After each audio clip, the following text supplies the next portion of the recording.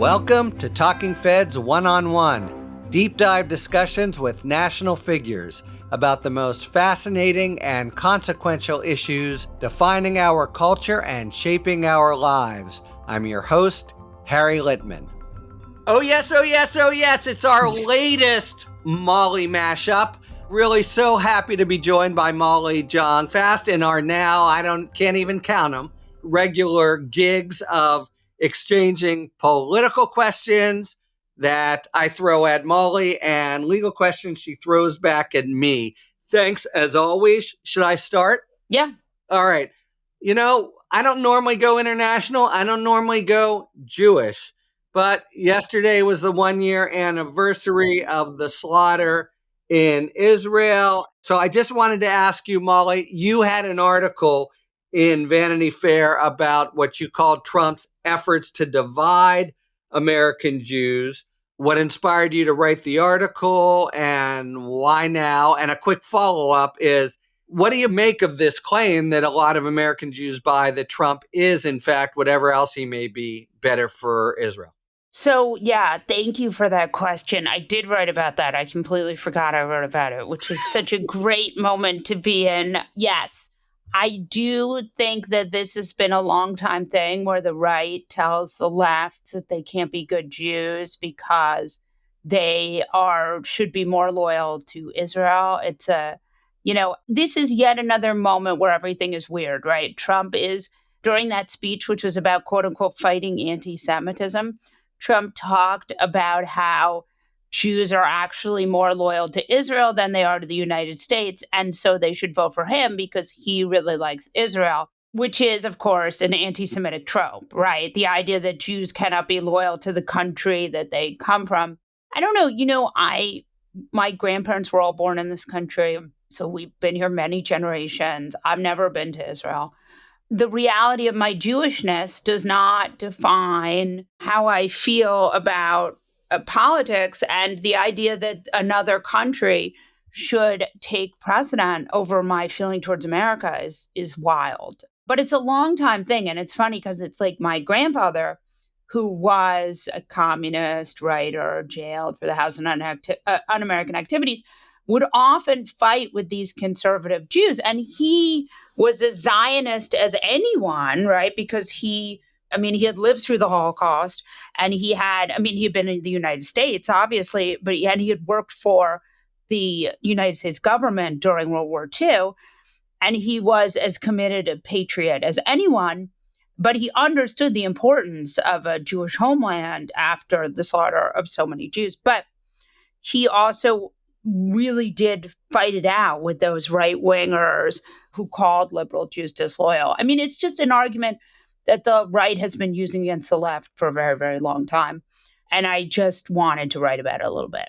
Got it. I'll just say quickly, what Trump has said about October 7th, if he had been president, it wouldn't have happened. It's crazy. It's not at all clear to me that he's the better candidate. But anyway. Oh, he's certainly not the better candidate for Israel. And the idea that Netanyahu is the best president for Israel also is something that many of the Israeli people would disagree with.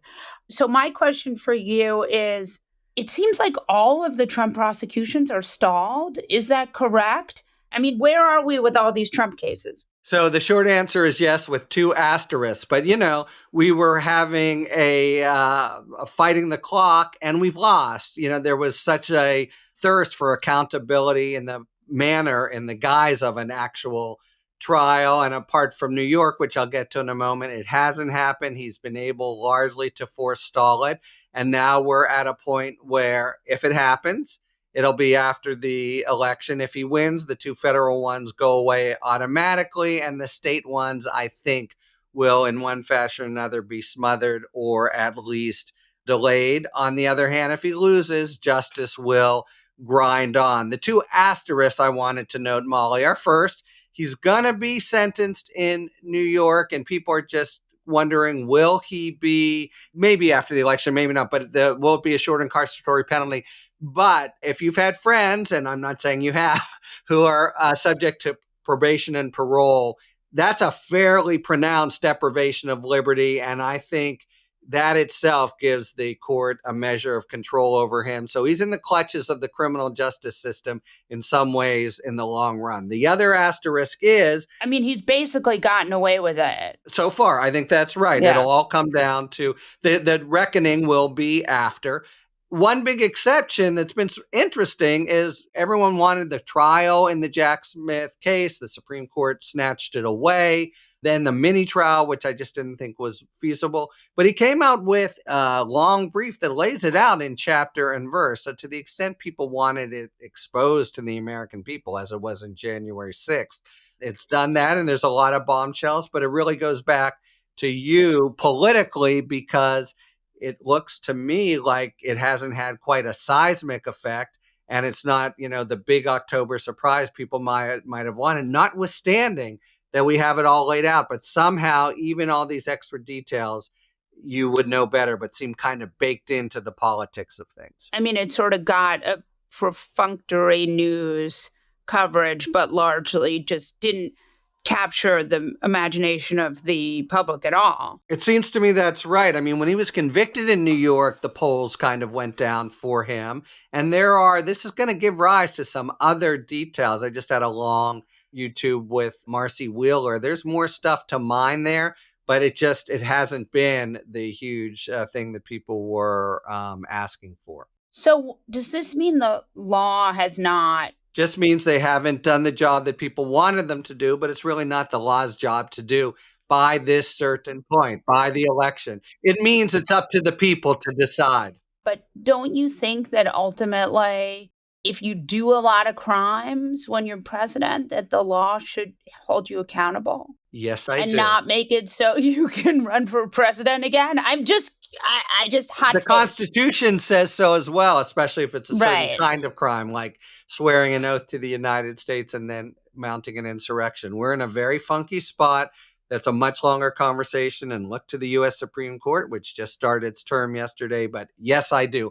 On the other hand, if he loses, he is by no means out of the woods. Right, but only if he loses. If he wins, all that's left, I think, is some of the state stuff and, New York, which has already happened.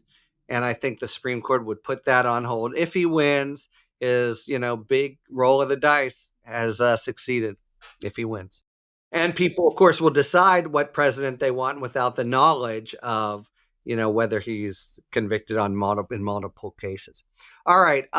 Hey, let me ask you. So Kamala Harris has been fielding all these criticisms, but mainly from elite commentariats, guys like us and the right wing, which it seems to me is flailing to try to get at her, that she's got to be more open to the media, and she's now begun to do it. She's going to do another 60 Minutes. But is that right? We're down to 3 weeks. Does it really matter that she expose herself to unscripted interviews and possibly make a gaffe? Or should she just forget this and pedal to the metal on what she's doing with rally after rally? Yeah, I think she should just do rallies and call her daddy and the hot ones and whatever else she wants to do and ignore. I mean, this is interesting in the fact that it shows that the mainstream media no longer matters. So, there are people who are fancy pundits who care about her doing 60 Minutes, but she doesn't need to do 60 Minutes. In fact, there was some statistic that if you read the newspaper, you're significantly more likely to vote for Harris, right? Yeah, if you can even read, right? So obviously, this is the thing about false equivalencies. She cannot make people not push her for comments, right? She cannot make people push her for policy. Trump's policy is childcare is childcare. And he's going to fix the price of housing by deporting millions and millions of people. Wait till he has to build camps to concentrate them in. I mean, it's just a completely uneven sense in which these two people are being compared. And what Harris should do, I think, is just ignore it, do whatever the fuck she wants, be out there doing rallies, doing talks, doing whatever. But, she doesn't like those interviews where they press her, and who cares?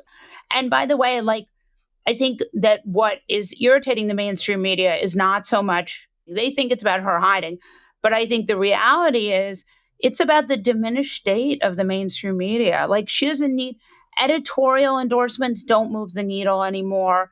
Editorial board endorsements don't change people's minds. Sitting for a long interview with a journalist for the New York Times might be great for you or me, but it's not going to do anything for her. And the call her daddy vote, those are women that she really needs to win. A lot of independents, a lot of Republicans, and they need to care about their reproductive health care. I think that's very smart. I think that was really a hole in one. Walls should go on Joe Rogan, 100%. Put Walls on Joe Rogan. Do it, because Walls is a great candidate. Put him on Joe Rogan. That's my take. Yeah, I saw him just a couple of days ago. He's really winning. Okay, your turn. So I just read some reporting today that the Supreme Court, that Roberts, who loves to say bullshit, was upset by the pushback he got on the Trump is immune forever and ever and he is a God king. Make it make sense. And also tell me what you think might happen here. So first, he's wanted to be Mr. Statesman, but the big story, I would say, last year, Molly, is it was latent all the time, which is when the chips are down, and by that I mean for the Republican Party, no Mr. Statesman, really, he's in lockstep. Now, he wrote, he's within the cocoon of the Supreme Court, and he wrote an opinion that he actually saw as being somewhat tempered, had to go a little bit right to get Alito and Thomas and maybe Gorsuch not to write separately.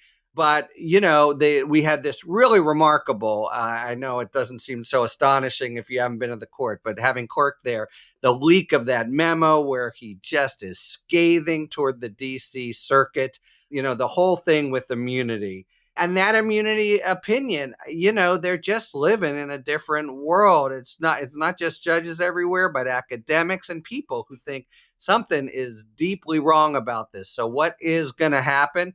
The first question actually is, will Trump succeed in making it go up and down, up and down, up and down? Because the goal of Chutkan and Smith is not. But even that one up and down trip that's left, that means Smith is already accepted, no trial till, say, 2026. And I personally think that Chutkan, she's likely to be where Smith is. And I would have zero surprise if the court again smacks her down on what she says about the immunity, which is now going to be sort of sentence by sentence on the indictment. So I did say, 8 minutes ago that he's not out of the woods yet, but it's a very long path. And, there's going to be national fatigue and everything else over this most important and righteous prosecution. But I think the Supreme Court isn't done putting its stamp on. Okay, to you. J.D. Vance, in one of your recent podcasts, you noted how he in some ways is Trumpism without Trump. So what do you mean by that? And what do you see as, let's say Trump loses for this question, just because it's a more interesting way to put it. Who is J.D. Vance and what is the Republican Party post-Trump? Even if Trump were to win, I think that J.D. Vance. So I would say two things. A lot of people watched that debate and thought what I thought, which was this guy is good at making Trumpism without Trump work. And the way he's able to do it is by lying. One of the things about Trumpism without Trump is that Trump he lies, he leaves open the possibility that he will not have a national abortion ban. Of course he's going to have a national abortion ban. He leaves open the door to things that otherwise would be so unpalatable that people wouldn't vote for them. But what J.D. Vance takes a step further and he just lies. So, for example, when he said there was this exchange about Obamacare, right? Trump wanted to end Obamacare. But the way J.D. Vance spun it, he was like, he wanted to fix the exchanges. They were too expensive. We were trying to cost cut. They were trying to cost cut, yeah, but they were trying to cut. And it struck me that, like, one of Trump's things that he doesn't do because he's not organized and because he's so erratic is that he gets so wrapped up in his craziness that he's not focused. And a really focused politician who didn't have the same kind of distractions, and perhaps it strikes me that perhaps it's emotionality that's bubbling below the surface. Who knows? Or maybe it's some larger issue with cognitive decline. Someone like that would be able to sell Trumpism in a way where you wouldn't even know you were buying it. Like, part of the problem with DeSantis is when DeSantis got up there and tried to sell Trumpism, none of that's very popular, right? People don't like the idea of losing Social Security. Like, they paid into it. They feel it's theirs. They feel they are entitled to it as well. They are.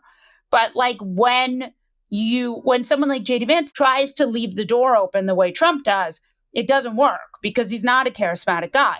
But what Vance did, where he just lied about it, I thought, this is the way if they can do it, this is the way they're going to do it. So I could see that as a future of Trumpism.